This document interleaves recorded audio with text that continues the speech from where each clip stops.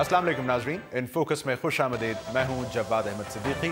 आज प्रोग्राम में in focus रहेगा।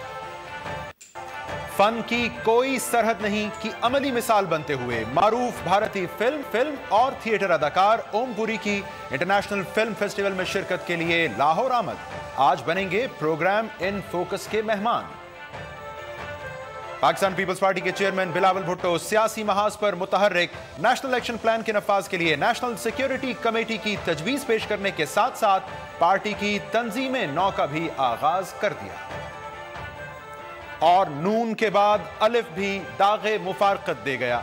सीनियर अदाकार, स्क्रिप्ट राइटर और मशहूर मज़ाहिया ड्रामा सीरियल अलिफ नून के दूसरे मरकजी किरदार कमाल अहमद रिजवी आज कराची में सिपुर्द खाक, लेकिन कमाल साहब का कमाल हमेशा जिंदा रहेगा।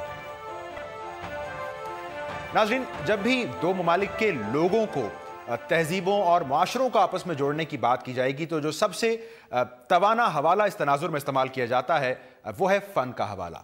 वो फ़न जो कि किसी सरहद तक महदूद नहीं रहता और हमारे दिल और दिमाग तक रसाई की एक बड़ी मुनफरिद सलाहियत रखता है। और जब फ़न की बात की जाए तो उसमें यकीनन बिलखुसूस अदाकारी की बात की जाती है। और फिर जब अदाकारी की बात होती है तो बड़े पर्दे की परफॉर्मेंस का असर भी बड़ा ही गर्दाना जाता है। ऐसे दौर में जब तेज़ी से कमर्शलिज्म की जानिब फिल्म इंडस्ट्री गामजन है, कम अदाकार आपको नजर आते हैं जिनकी फिल्मी मकबूलियत और ज़ाती मकबूलियत यकसा हो।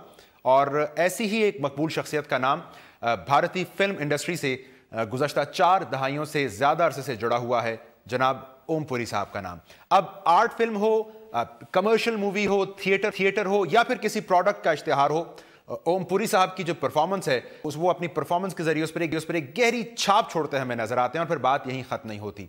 ओम साहब की राय चाहे वो पाक भारत ताल्लुकात पर हो या फिल्मी रुझानात पर हो या फिर दोनों ममालिक के दरमियान जो बाहमी इश्तराक है उसके हवाले से हो, उसको बड़ा खासा वजन दिया जाता है। आजकल ओम पुरी साहब रफ़ी पीर थिएटर की जानिब से मुनक्किद होने वाले इंटरनेशनल फिल्म फेस्टिवल में शिरकत के लिए लाहौर में मौजूद हैं और हमारी खुशकिस्मती है कि वो आज इन फोकस के मेहमान बने हैं। मैं इस मौके पर ओम को प्रोग्राम में और लाहौर में बड़े भरपूर तरीके से खुश आमदीद कहता हूँ। सो वेलकम ओम साहब, और बहुत शुक्रिया आप हमसे बात करने के लिए वक्त निकाल रहे हैं। सर बहुत बहुत शुक्रिया, आदाब। ये मेरी खुशकिस्मती है कि मुझे यहाँ बुलावा दिया गया और मुझे आप सबसे रूबरू कराया। और आप मेरी ज़बान बोलते हैं, मेरी भी मदर टंग जो है वो पंजाबी है और यहाँ आके बहुत ही अच्छा लगता है। और उर्दू मेरे वालिद की ज़बान थी। बड़ी मेरी ये बदकिस्मती है कि उन्होंने मुझे उर्दू लिखना पढ़ना नहीं सिखा पाए हो। तो ओम साहब, ये पहला मौका नहीं है, आप लाहौर तशरीफ लाते रहते हैं, तो मुझे बताइए आपकी जो लाहौर यात्रा हुआ करती है, यहाँ आकर लोगों के साथ रहना, घुलना मिलना, अब ये लाहौर का एक्सपीरियंस कैसा है, ज़रा इस पर रोशनी डालिए। लाहौर के बारे में तो बहुत अरसे से मैं सुनता आया हूँ, बहुत सारे लोगों से, मैं अपने यहाँ आने के पहले भी, और कि यहाँ की मेहमान नवाजी, यहाँ की तहज़ीब, यहाँ की ज़बान, यहाँ का खान पान बहुत अरसे से सुनता आ रहा था। और एक और जुमला सुनता आ रहा था कि जिन्हें लाहौर नहीं वेख्या वो जम्मे मैं गया, मैं तो जम्मन जाना है ज़रूर। तो इस करके मैं पहली बार जदों आया, जिवें ही मैनू इत्थों बुलावा आया तो मैं छाल मार के तुहाडे वाल आ गया। चलिए सर, हम अनदर थिंग इज़, दूसरी बात यह है कि मैं पाकिस्तान की तहज़ीब से कम मेरा ख़्याल है 35-40 साल से वाकिफ़ हूँ। वो ऐसे कि यहाँ बिना आए भी मैंने कैसे पाकिस्तान की तहज़ीब को पहचाना। मैं पूरी दुनिया में घूमा हूँ अपनी 8 फिल्मों के ज़रिए और दुनिया के हर कोने में हिंदुस्तानी और पाकिस्तानी मिलते हैं, चाहे वो कनाडा हो, अमेरिका हो, फ्रांस हो, जहाँ जहाँ गए और उनसे मिले, चाहे वो टैक्सी ड्राइवर हो, चाहे वो कोई टूरिस्ट हो, या कोई रेस्टोरेंट में जाते हैं या किसी दुकान में जाते हैं, तो जितनी प्यार और मोहब्बत से वो लोग मिलते रहे हैं, वो मुझे यकीन ही नहीं आता था कि ये कमबख्त नफ़रत कहाँ है, आवाम में तो नहीं है। तो मेरा ये मानना है कि जहाँ जहाँ ہندوستان میں بھی کچھ انش بہت کم، یہاں بھی وہی بہت چھوٹا طبقہ جو ہے وہ گمراہ ہے اور نفرت پھیلانا چاہ رہا ہے۔ میں انہیں ونتی کرتا ہوں، التجا کرتا ہوں، گزارش کرتا ہوں، میں ان کے پاؤں میں ناک رگڑنے کو تیار ہوں کہ ہم پہ رحم کرو یار، ہمارے بھائیوں کو، ہمارے دوستوں کو، ہمارے عزیزوں کو نقصان مت پہنچاؤ، اللہ آپ کو ہمیشہ خوش رکھے۔ کچھ حاصل نہیں ہوگا بندوقیں چلانے سے۔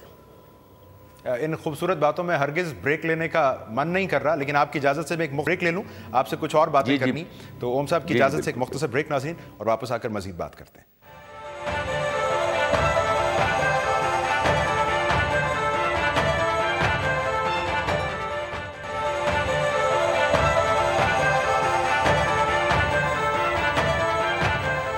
ویلکم بیک ناظرین، معروف بھارتی اداکار اوم پوری صاحب آج ہمارے مہمان ہیں، ان سے ہم بات کریں۔ اوم صاحب، آپ بڑی خوبی سے یہ بتا رہے تھے کہ دونوں جانب ممالک کے جو لوگ ہیں ان کے جذبات اور کیفیت کیا ہے، تو اوم صاحب اگر آپ یہ ذرا سمجھا پائیں کہ لوگوں کے جو جذبات ہیں یہ اسٹیٹ ٹو اسٹیٹ تعلقات میں ٹرانسلیٹ کیوں نہیں ہو پاتے آپ کی نظر میں؟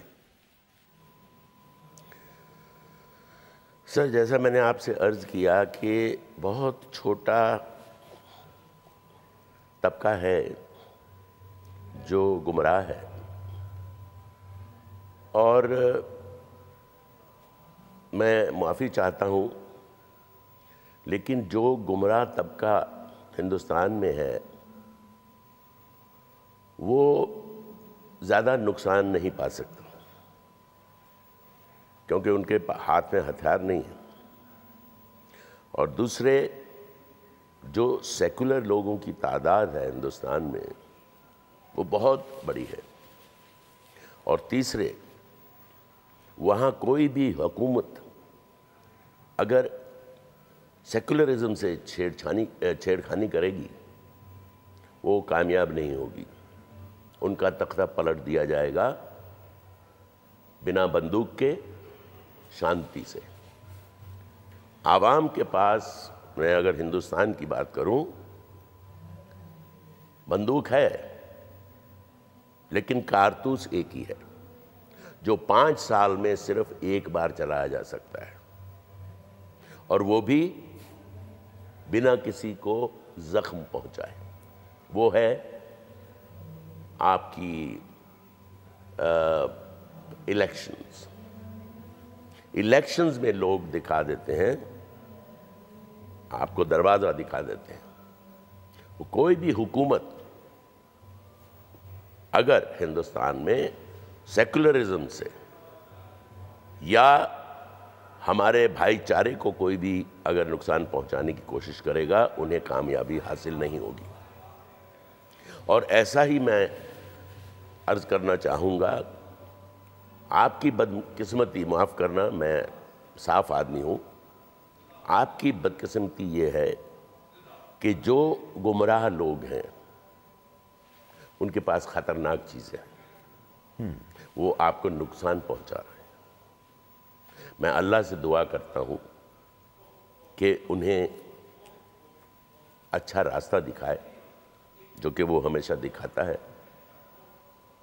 نہ قرآن میں یہ لکھا ہے، نہ کسی دوسرے مذہب میں لکھا ہے کہ آپ معصوموں کو قتل کر دیں، بچوں کو قتل کر دیں، عورتوں کو قتل کر دیں، بنا کسی ان کے قصور کے۔ اور یہ بہادری نہیں ہے، معصوم بچوں کو مارنا کہاں کی بہادری ہے؟ بالکل ٹھیک۔ جتنا دکھ پاکستان میں اس چیز سے ہوا ہوگا، ہمیں اتنا ہی دکھ ہوا ہے۔ میرے بچے نہیں۔ اوم صاحب، آپ کی اجازت سے کچھ ایسے واقعات نہ چاہتے ہوئے ان کا حوالہ دینا پڑتا ہے، یہ ہماری بدقسمتی یقیناً۔ بھارت میں ہم نے دیکھا ہے جو مصنفین ہیں، فن سے وابستہ شخصیات ہیں، انہوں نے حالیہ چند عرصوں میں ایک وہ احتجاج شروع کیا اپنے نیشنل ایوارڈز واپس کرنے کا، پھر ہم نے دیکھا جو سپر سٹارز ہیں، شاہ رخ خان صاحب نے ایک لمحے پر کچھ تحفظات کا اظہار کیا، عامر خان صاحب نے خصوصاً کہا جی وہ شاید کسی طرح غیر محفوظ محسوس کرتے ہیں وہاں پر. تو آپ بتائیے یہ غیر محفوظ کیوں محسوس کر رہے ہیں؟ مطلب یہ رد عمل زیادہ ہے، ایسا کیا ہو رہا ہے وہاں پر کہ یہ رد عمل ملا دیکھنے کو؟ دیکھیے، عامر صاحب نے جو کہا، میں ان کے کام کی بہت سراہنا کرتا ہوں اور بہت ذہین انسان ہیں، ان کی بہت بڑی کنٹریبیوشن ہے انڈین سنیما میں، لیکن یہ تھوڑی ان کی غیر ذمہ دارانہ سٹیٹمنٹ رہی ہے میرے حساب سے. یہ شروع ہوا ہے دادری کانڈ سے. دادری میں جو ہمارے مسلمان بھائی پر حملہ ہوا اور انہیں اپنی جان گنوانی پڑی، ایسے لوگوں کو سخت سے سخت سزا ہونی چاہیے اور میں اس کی کڑے شبدوں میں نندا کرتا ہوں. اور اس جیسے اور لوگ بھی ہیں جنہوں نے اس غریب پہ حملہ کیا. میں ان سب کو یہ چیتاونی دیتا ہوں کہ جو اب گائے کرتے ہو نا، یہ کیا ہپوکریسی ہے آپ کی. ہم گائے کا گوشت ایکسپورٹ کرتے ہیں. گھر میں ہمارے ہندو بھائی گائے پالتے ہیں تب تک جب تک وہ دودھ دیتی ہے. جب وہ دودھ دینا چھوڑ دیتی ہے تو اس کی رسی کھول کے اس کو سڑک پہ چھوڑ دیتے ہیں اور وہ سڑک پہ کوڑا کچرا گندگی کھاتی ہے، نیوز پیپر کھاتی ہے، پلاسٹک کھاتی ہے. تو اگر ہمیں یہ پتہ ہی نہیں ہے کہ اس غریب نے بیف کھایا ہے کہ نہیں کھایا، میں کہتا ہوں اگر کھایا ہے تو بھی کیا ظلم ہو گیا. دنیا بھر میں لوگ بیف کھاتے ہیں، ہم بیف بیچتے ہیں، ہم گائے کے ساتھ ایسا سلوک کرتے ہیں. تو یہ بہت ہی دردناک واقعہ تھا. ایسا نہیں کہ ہر اسٹیٹ میں یہ سب واقعہ ہو رہے ہیں، بالکل اس لیے یہ اوور ری ایکشن تھا میرے حساب سے. آپ کا نقطہ آ گیا سر. جی. اور دوسرے، جہاں تک لوگوں نے کہا انٹالرنس بڑھ رہی ہے، میں اسے ڈیفینڈ کرنا چاہوں گا. دیکھیے، معلوم نہیں کون لوگ تھے وہ جنہوں نے تاج پہ، اوبرائے پہ حملہ کیا. ہم نے کچھ کہا؟ ہم نے کوئی جوابی خطرناک حملے کیے؟ کہیں پارلیمنٹ پہ اٹیک ہوا، ہم نے چھان بین کی، لیکن کوئی گھاتک حملہ تو نہیں کیا. ٹرین میں بم پھوٹے، بس میں بم پھوٹے، کشمیری پنڈت جو وہاں کے اوریجنل باشندے صدیوں سے جو رہتے تھے انہیں بھگا دیا. ہم نے کوئی گھاتک ری ایکشن دیا؟ تو اسے آپ ٹالرنس نہیں کہیں گے. ہندوستان میں کسی بھی ری ایکشنری کے ہاتھ میں، کسی بھی کٹر پنتھی کے ہاتھ میں اسلحہ نہیں ہے اور نہ ہم ہونے دیں گے. بہت خوب سر. میں اس دعا کے ساتھ کہ دونوں جانب جو نیک جذبات ہیں وہ دونوں ممالک کے تعلقات میں ہمیں ریفلیکٹ ہوتے دکھائی دیں. اگر آگے بڑھوں اور بالخصوص اگر کچھ بات ہو جائے فلم اور ڈرامہ کی، کل ہمارے بڑے معروف اور ہر دل عزیز ڈرامہ ایک ایکٹر کمال احمد رضوی صاحب کا انتقال ہوا، آج انہیں دفن کیا گیا. پاکستان کا تھیٹر اور ڈرامہ، اس کے اوپر آپ کی رائے؟ اوم پوری صاحب. میں نے ان کا کام دیکھا ہے اور مجھے بہت آج تکلیف محسوس ہوئی کہ انفیکٹ میں نے کل ہی پوچھا تھا، میں نے کہا اللہ ننن ہیں کیا؟ تو انہوں نے کہا ایک تو گزر گئے، ایک ابھی ہیں. تو آج صبح مجھے پتہ چلا کہ وہ بھی کچھ کر رہے ہیں. لیکن جیسا کہ آپ نے، میں خبریں سن رہا تھا آپ کی، ان کا جو کام ہے وہ ہمیشہ زندہ رہے گا. کیونکہ میرا یہ ماننا ہے جو آدمی اس دنیا کو کچھ دے کر جاتا ہے وہ کبھی نہیں مرتا. شریر تو مر ہی جائے گا، یہ تو جانا ہوا ہے. بڑے بڑے وچارک نہیں رہے، بڑے بڑے سنت مہاتما نہیں رہے، گرو نانک نہیں رہے، مہاتما بدھ نہیں رہے، کرشن نہیں رہے، رام نہیں رہے. محمد صاحب نہیں رہے تو، لیکن انہوں نے جو چھوڑا ہے ہمارے لیے، جو وصیت ہے، وہ ہمارے کام آ رہی ہے، اور وہ انہیں ہمیشہ کے لیے زندہ رکھے۔ بالکل ٹھیک سر، کچھ بات اگر فلم کی کریں تو بھارت کی فلم انڈسٹری، کسی کو بتانے کی ضرورت نہیں ہے، سال کی سینکڑوں فلمیں بناتی ہے، بڑی فلم انڈسٹری، اور حالیہ برسوں میں یہ جو 100 کروڑ کلب کا ایک کانسیپٹ سامنے آیا ہے، جو بہرحال کمرشلی سکسیسفل ہونے کی ایک بہت شاندار مثال ہے، تو آپ کو لگتا ہے یہی طریقہ ہے فلم کے اچھے کامیاب ہونے کا، جانچنے کا، یا اور پیمانے بھی ہیں فلموں کے لیے؟ دیکھیے، میرا خیال ہے کہ یہ جو گمک ہیں یہ میرا خیال کام نہیں کرتے۔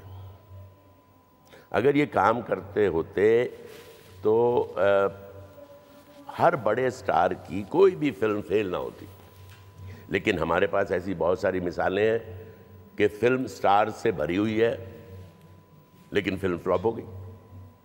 کیوں؟ کیونکہ اس فلم میں وہ فلم اچھی نہیں بنی۔ تو لوگ جائیں گے دیکھنے، کہہ رہے شاہ رخ صاحب کی فلم ریلیز ہوئی ہے، ان کے بہت چاہنے والے ہیں، بہت ان کے بھکت ہیں، کیونکہ وہ بہت اچھا کام کرتے رہے ہیں۔ لیکن اگر اس فلم میں انہوں نے، یا فلم اچھی نہیں بنی ہے، جو بھی وجہ اس کی ہو، تو وہ فلم کو دوسروں کو جا کے نہیں کہیں گے یار جا کے دیکھو یار کیا کام کیا ہے۔ تو میرا جو ماننا ہے کہ یہ گمک جو ہے وہ شروع کے لیے چل سکتے ہیں، لیکن آپ سٹار ہیں، آپ کی وجہ سے لوگ فلم دیکھنے جائیں گے، لیکن اگر وہ نراش ہو کر لوٹیں گے تو دوسروں کو نہیں بھیجیں گے وہ۔ ٹھیک ہے، اور اگر فلم اچھی بنی ہے، جو جیسے ابھی حال ہی میں بجرنگی بھائی جان، بہت سر آپ کا کردار بھی بڑا خوب تھا اس میں سے۔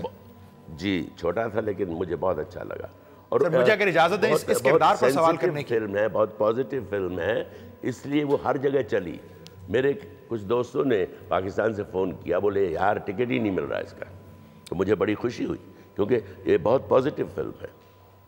سر آپ کی اجازت سے اسی آپ کے کردار پر سوال جو میرے ذہن میں، بڑا مختصر کردار، تو اس کا چیلنج اصل یہی تھا کہ مختصر کردار میں جان ڈالنا، یا یہ کراس کلچرل کردار ہونا اس کا چیلنج تھا؟ دیکھیے صاحب، میں نے کبھی کسی بھی چھوٹے کردار سے منع نہیں کیا۔ میں نے بہت ساری فلمیں ایسی ہیں جن میں میں نے چھوٹے کردار نبھائے ہیں، اور اس سین کو اوپر والے کی یا اپنی محنت کی وجہ سے وہ لوگوں کو ہمیشہ یاد رہے، چاہے وہ گاندھی ہو، چاہے وہ اسپرش ہو جس میں میرے 3 چھوٹے چھوٹے سین تھے، اور ضیاء الحق ہو، ولف میں ایک سین تھا میرا، مائک نکلز کی فلم تھی وہ جیک نکلسن کے ساتھ۔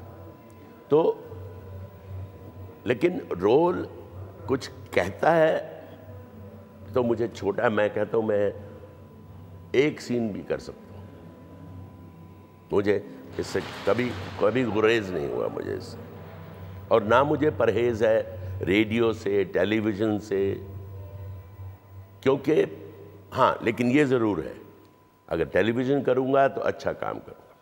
میں نے جو کام کیا ہے ٹیلی ویژن پہ، مجھے اس کے اوپر ناز ہے۔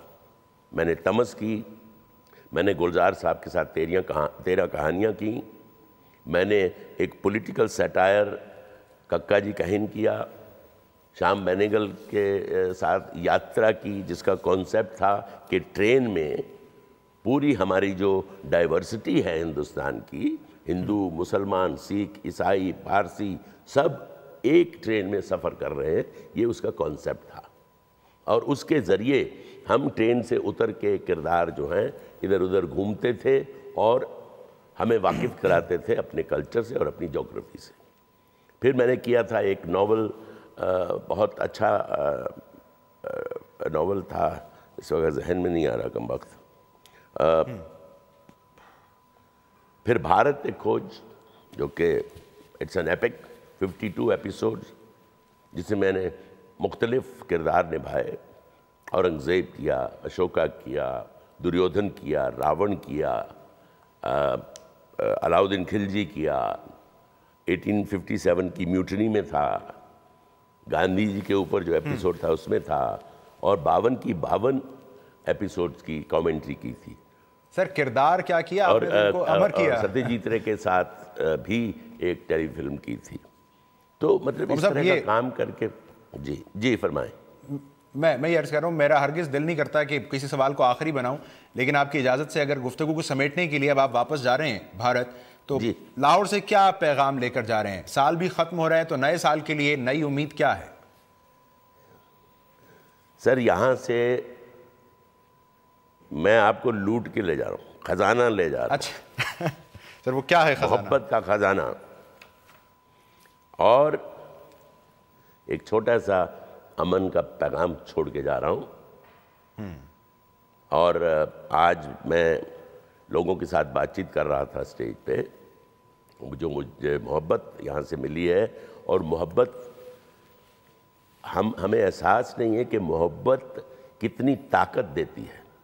ہندی میں ہم ارجا کہتے ہیں، مطلب انرجی.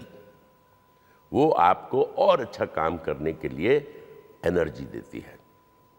اور میں اس نئے سال پہ پاکستان کے لیے دعا کرتا ہوں کہ ان کی اچھائی جو کہ ہے وہ دنیا کو پتہ چلے. یہاں کی تہذیب، یہاں کا کلچر، یہاں کی موسیقی، یہاں کا لٹریچر. جی آپ کچھ کہہ رہے تھے؟ جی اوم صاحب میں کہہ رہا تھا کہ اللہ کرے کہ یہ جو خزانہ آپ لوٹ کر لے جا رہے ہیں یہ دونوں ممالک کے کام آئے، دونوں ممالک کے اچھے تعلقات کے لیے. بہت شکریہ، آپ نے وقت نکالا. خیریت سے جائیے اور پاکستان آتے رہیے، ہم آپ کو زحمت دیتے رہیں گے اپنے پروگرام میں. اوم پوری صاحب، ناظرین، بھارت کے معروف اداکار ہمارے ساتھ پروگرام میں شامل گفتگو تھے. ایک مختصر بریک اور پھر اپنی اگلی سٹوری کے ساتھ دوبارہ حاضر خدمت ہوں گے. Stay tuned.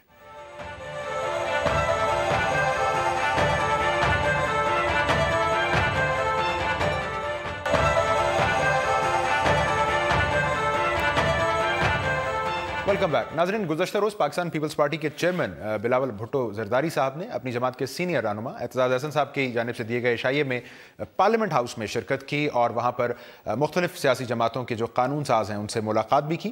اب یہ ان کی پارلیمنٹ ہاؤس آمد اور مختلف جماعتوں کے لیڈران سے باتوں کے حوالے سے ہمیں ایک پہلی اگزامپل دکھائی دیتی ہے. اس موقع پر انہوں نے ایک بڑی اہم بات کہی. انہوں نے کہا کہ نیشنل ایکشن پلان کے نفاذ کا جائزہ لینے کی ذمہ داری ایک نیشنل سیکیورٹی کمیٹی کرے، یعنی وہ کام جو بنیادی طور پر ابھی تک وزارت داخلہ انجام دے رہی ہے. اس کے ساتھ ساتھ ہم نے دیکھا کہ انہوں نے پارٹی کی تنظیم سازی کے لیے عملاً اقدامات کا آغاز کر دیا ہے، جس کی جو مثال ہے ہمیں آج وہ پیپلز پارٹی گلگت بلتستان چیپٹر کے حوالے سے بعض عہدوں پر تعیناتیوں کی صورت میں سامنے نظر آتی ہے. تو پیپلز پارٹی وہ جماعت جس نے پاکستان کی بلدیاتی انتخابات میں سندھ سے ہٹ کر ہرگز متاثر کن کارکردگی نہیں دکھائی ہے. اس کے لیے کتنا ضروری ہے کہ اس کے چیئرمین سیاسی فرنٹ پر ہمیں بہت متحرک دکھائی دیں. اور اسی پارٹی کے کو چیئرمین بلاول صاحب کے والد آصف علی زرداری صاحب جو کہ دبئی میں ہیں، انہیں یہ پولیٹیکل فرنٹ پر کتنی سپیس دینے کے لیے تیار ہیں، لچک کا مظاہرہ کریں گے. اس پر بات کریں گے. پیپلز پارٹی کے سینئر رہنما قمر زمان صاحب میرے ساتھ ٹیلی فون لائن پر موجود ہیں. قاہرہ صاحب، بہت شکریہ آپ کے وقت کا. قاہرہ صاحب، بلاول صاحب کا یہ پارلیمنٹ ہاؤس آنا، لیڈران سے ملاقات کرنا، اس سے پہلے ہم نے انہیں جلسوں میں تو خطاب کرتے دیکھا ہے، تو اس ایکٹیویٹی کو ایک دوبارہ سے سافٹ لانچ کے طور پر دیکھا جائے سیاسی فرنٹ پر، یا سیاسی فرنٹ پر فارمل لانچ کے طور پر دیکھا جائے؟ بہت شکریہ جی. پہلی بات تو یہ ہے کہ بلاول صاحب نے پہلے وہ اپنا تعلیمی سلسلہ تھا، اس میں جو گیپ ان کو آیا، اس میں وہ دوبارہ پاکستان میں آئے، ایک آگے جلسے بلسے بھی کیے، کچھ لوگوں سے ملاقاتیں کی، تھوڑا بہت ایکٹیویٹی. پھر انہوں نے اپنا منقطع جو سلسلہ تھا یا جو اگلا ان کا مرحلہ تھا اس پہ وہ جا کے جوائن کر گئے، اور اب وہ مکمل طور پہ اپنا تعلیمی سلسلہ مکمل کر کے واپس آ گئے ہیں. گریجولی وہ پارٹی کو اپنے ذمہ داری کو ٹیک اوور کر رہے ہیں. اور انہوں نے اس سلسلے میں پارٹی کے اندرونی میٹنگ، پارٹی کے سینئر لیڈروں کے ساتھ جو میٹنگ، کنسلٹیشن، کل وہ نہ صرف پارلیمان میں بلکہ اپنی پارٹی کے آفس بھی گئے، وہاں پہ بھی انہوں نے پارٹی کے آفس کے مختلف شعبے دیکھے، ہمارا انفارمیشن کا ایک سیکشن ہے وہ وزٹ کیا، باقی کارکنوں سے بھی ملے. اور اس کے بعد یقیناً ایک سیاستدان کا جو گھر ہوتا ہے، اس کی جو جگہ ہوتی ہے، کا جو سٹینڈ پوائنٹ ہے وہ پارلیمنٹ ہاؤس ہے. تو وہاں پہ چودھری اعتزاز صاحب نے ان کو سینٹ لاؤنج میں دعوت دی. وہاں پہ مختلف جماعتوں کے سینئر رہنما، سینیٹرز، ایم این ایز وہ بھی موجود تھے، اور وہاں پہ لوگوں سے انہوں نے ملاقاتیں بھی کی. ایک فارمل انہوں نے اپنا چھوٹا سا ایک خطاب بھی تھا، اس میں بھی انہوں نے میجر جو زور ہے یا میجر جو اظہار ہے وہ یہی کیا کہ کہ اس سارے نظام کے اوپر اوورآل پارلیمنٹری اوورسائٹ ہونی چاہیے. خوب. قاری صاحب مجھے اجازت دیجیے گا, میں اس جانب آتا ہوں. یہ بتائیں, ایک جانب تو زرداری صاحب ہیں جو دبئی میں ہیں, اور یہاں ہمیں سیاسی فرنٹ پر بلاول بھٹو صاحب متحرک ہوتے دکھائی دے رہے ہیں. تو جو نیوکلیس ہے فیصلہ سازی کا, وہ اس وقت کہاں ہے؟ یہاں پاکستان میں ہے, دبئی میں ہے؟ دیکھیے, بلاول صاحب اور زرداری صاحب دونوں ہی پارٹی کے لیڈران ہیں, لیکن بلاول صاحب نے اب پارٹی کو اپنی ذمہ داریوں کو ٹیک اوور کرنا شروع کیا ہے. معاملات میں کنسلٹیشن زرداری صاحب سے بھی ہوتی ہے, باقی لوگوں سے بھی ہوتی ہے. اب فیصلے گریجولی وہ خود کرنے شروع ہوئے ہیں. لیکن جہاں تک چلو ڈیوائیڈڈ لیڈرشپ کی ایشو کا ہے, جب بلاول صاحب ملک میں نہیں تھے اس وقت یہ مباحثہ تھا کہ جی زرداری صاحب تو کو چیئرمین ہیں, تو چیئرمین آف دا پارٹی کیوں نہیں آ رہے؟ وہ ہم نے بتا رہے تھے کہ جی وہ پڑھنے گئے ہوئے ہیں, اپنے تعلیمی سلسلہ مکمل کر کے اب وہ آ گئے ہیں.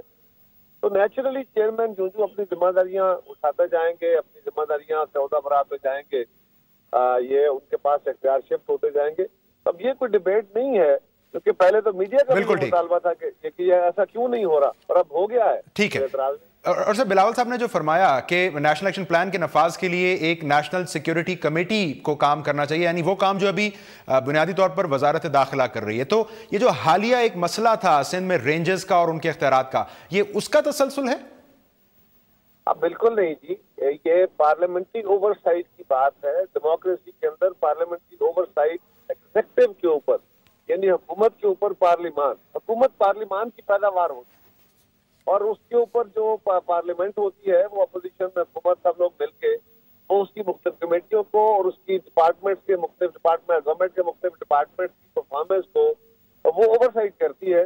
اور جو بات بلاول صاحب نے کہی ہے وہ یہ ہے کہ نیشنل ایکشن پلان, یہ یقیناً اس وقت وزیر داخلہ ہی دیکھ رہے ہیں, لیکن وزارت کے اوپر جو پارلیمان کی اوور سائٹ ہے انہوں نے بیسیکلی وہ بات کی ہے کہ نیشنل سیکورٹی کمیٹی اس کو دیکھے اور وزارت جو ہے وہ ان کو جواب دے, تاکہ آپ کو پتہ ہی ہے کہ نیشنل ایکشن پلان کے بہت سارے چیپٹرز پہ یا بہت سارے حصوں پہ ابھی عمل درآمد اس طرح نہیں ہوا.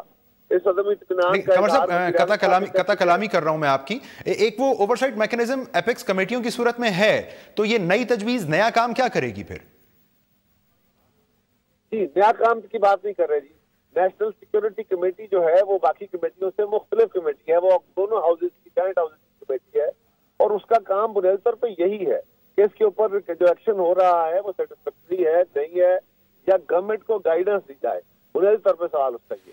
تو جہاں پہ وہ اچھا کام کر رہے ہیں, آلریڈی اچھا کر رہے ہیں, بہت اچھی بات ہے. اور اگر کئی اسپیسز ہیں تو بالکل پارلیمان کی اوور سائٹ ہونی چاہیے. اختیار جو ہے یا ذمہ داری جو ہے وہ ایگزیکٹو کی ہے. اس کا مطلب قطعاً یہ نہیں ہے کہ executive authority of the government undermine کر دی جائے, نو, وہ ان کا کام ہے. لیکن پارلیمنٹ کی جو کمیٹیز ہوتی ہیں, اور یہ خاص طور پہ وہ دونوں ہاؤسز کی اپنی اپنی کمیٹیاں ہوتی ہیں, یہ دونوں ہاؤسز کی مشتمل پارلیمنٹری کمیٹی ہے, وہ قومی اسمبلی اور سینٹ کی کمیٹیاں ہوتی ہیں. یہ بڑی تھوڑی کمیٹیاں بنائی جاتی ہیں جو دونوں ہاؤسز سے مشتمل ہوں, اور یہ کام کی اہمیت کے پیش نظر بنتی ہیں, اس لیے انہوں نے یہ بات اس پہ کہی. ٹھیک ہے, بہت شکریہ. قمر زمان کارا صاحب ہمارے ساتھ ہیں, پیپلز پارٹی کے سینئر رہنما, اور کہہ رہے تھے کہ بلاول صاحب نے اس نقطے کی جانب نیشنل سیکیورٹی کمیٹی کا ذکر کر کے اشارہ کیا ہے کہ جو نیشنل ایکشن پلان کے نفاذ کے حوالے سے اوور سائٹ, اس کی نگرانی کا کام ہے, وہ پارلیمان, دونوں پارلیمان کے ممبران کو مل کر کرنا چاہیے. ایک مختصر بریک ناظرین, اس کے بعد ذکر کریں گے کمال احمد رضوی صاحب کا, جن کو آج سپرد خاک کر دیا گیا, لیکن ان کا کمال ہمیشہ زندہ رہے گا. After short break.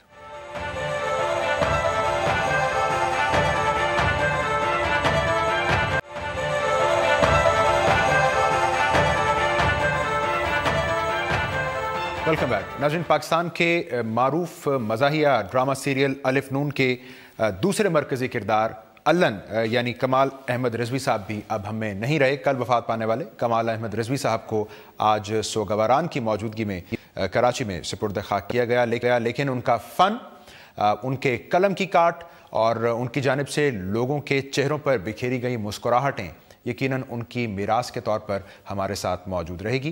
ان کی فنی زندگی پر بات کرنے کے لیے میرے ساتھ موجود ہیں پاکستان کی فلم اور ٹی وی انڈسٹری کا اور بڑا نام جناب کبھی خان صاحب. کبھی صاحب, بہت شکریہ آپ وقت نکال رہے ہیں ہم سے بات کرنے کے لیے. سر, میں چاہوں گا آپ کچھ شیئر کریں ہم سے کمال احمد رضوی صاحب کے حوالے سے جو اولین یادیں ہیں آپ کی. جی ہاں، کمال رضوی صاحب اللہ ان کی مغفرت فرمائے اور جنت الفردوس میں جگہ عطا فرمائے. وہ میرا ان کا تعلق 61 سے تھا. 61 سے لے کر میں نے ان کے ساتھ کام کیا اور پھر ٹیلی ویژن تک. یعنی یہ جو 54-55 سال کا عرصہ ہے اس میں میں نے ان کو دیکھا بطور رائٹر، بطور ایک شخصیت کے، بطور صداکار، بطور اداکار، بطور ہدایت کار. یہ ساری چیزیں، بلکہ میں یہ سمجھتا ہوں کہ میری جو ٹیلی ویژن میں آنے سے پہلے 64 سے پہلے جو ایک ابتدا تھی اور جو بنیاد تھی میرے یہاں تک پہنچنے کی، اس میں کمال احمد رضوی کا بہت بڑا ہاتھ تھا. انہوں نے مجھے بہت سکھایا اور بہت کچھ ڈرامے کے حوالے سے انہوں نے مجھے گائیڈ کیا اور وہ سارا کچھ میرے بہت کام آیا. وہ بہت ہی ایک ہمارے شعبے کی منفرد شخصیت تھے جس میں تمام تر خوبیاں موجود تھیں. رائٹر بہت اچھے تھے اور ان کے نام سے ڈرامہ اور تھیٹر میں بے شمار لوگ جانے پہچانے جاتے تھے. اور اس کے حوالے سے اب بھی میرے جیسے بہت سے جو اب سینئر ہو چکے ہیں ان کے یہاں تک پہنچنے میں کمال احمد رضوی صاحب کا بڑا دخل ہے.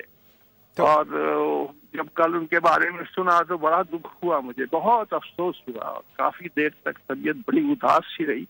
لیکن کیونکہ آنا جانا تو ہے ہی اور برحق ہے، اس لیے یہی کہہ سکتے ہیں کہ ہم ان کی یادوں کو لے کر بہت عرصے تک ان کا نام جو ہے وہ ہمارے شعبے میں روشن رہے. تو کبھی صاحب، جیسا آپ نے خود حوالہ دیا، کم شخصیات ہیں پاکستان میں جو اسکرپٹ رائٹنگ میں بھی اتنی ہی توانا اور مستند تھیں جتنا کہ اداکاری میں، اور کمال صاحب یقیناً اس ایکسکلوسیو کلب میں شامل تھے. تو آپ کے لیے ممکن ہے کہ تفریق کرنا وہ رائٹر زیادہ اچھے تھے یا اداکار زیادہ اچھے تھے؟ میں بالکل نہیں کر سکتا، کیونکہ ان کے جو چھوٹے چھوٹے فطرے تھے وہ کمال کے ہوتے تھے. میں سمجھتا ہوں 2-4 لوگ ہی میں نے اپنی زندگی میں اس طرح کے جو برجستہ فکروں کا استعمال کرتے تھے اور اس میں طنز اور مزاح جب لکھا جاتا تھا تو طنز اور مزاح دونوں ہی ہوتا تھا، اور جو دیکھنے والے یا سننے والے ہوتے تھے اس کو بڑا ہی محظوظ ہوتے. اور سب سے بڑی خوبی میں نے ان میں یہ دیکھی کہ آج تک میں نے ان کا کوئی ایسا اسکرپٹ ٹیلی ویژن کا یا تھیٹر کا ایسا نہیں دیکھا جس میں انہوں نے عام لوگوں کا خیال نہ رکھا ہو، خواص کا خیال نہ رکھا ہو اور ایک مثبت اپنا میسج لوگوں کو نہ دیا ہو. یہ خاص بات تھی ان کے اسکرپٹ میں، ان کی رائٹنگ میں. تو کبھی صاحب، یہ ایسا کیوں ہے کہ کمال صاحب جیسی بڑی شخصیات ان کے کام کو ان کے چلے جانے کے بعد پھر زیادہ شدت سے یاد کیا جاتا ہے؟ آپ کو لگتا ہے کمال صاحب جیسی شخصیت کو ان کی زندگی میں ہماری انڈسٹری اور ہم نے مکمل طور پر فائدہ اٹھایا ان کی موجودگی کا، یا کوئی طلب رہ گئی پیچھے؟